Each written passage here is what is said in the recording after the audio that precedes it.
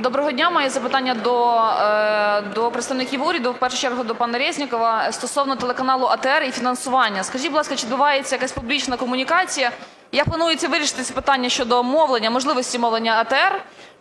І які перспективи підтримки фінансової для єдиного кримськотатарського каналу, який сьогодні мовить не лише для Криму?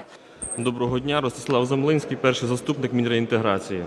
Шановна пані Соломія, дякую за ваше запитання. Для нас вкрай важливо, щоб громадяни України, які проживають на тимчасово окупованих територіях і Криму, і Донецької, і Луганської областей, отримували якісний український інформаційний продукт.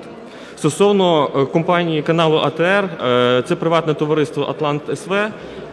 На сьогоднішній день Закон України про державний бюджет на 2021 рік не передбачає безпосереднього прямого фінансування приватної структури.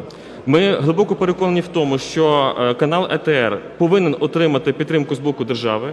Водночас розподілення цих коштів буде відбуватися в рамках чинного законодавства. Крім того, є ще ряд інших каналів, які також до нас звернулися про те, щоб забезпечити мовлення на тимчасово окупованій території. Ми вважаємо, що всі вони повинні бути в рівних умовах.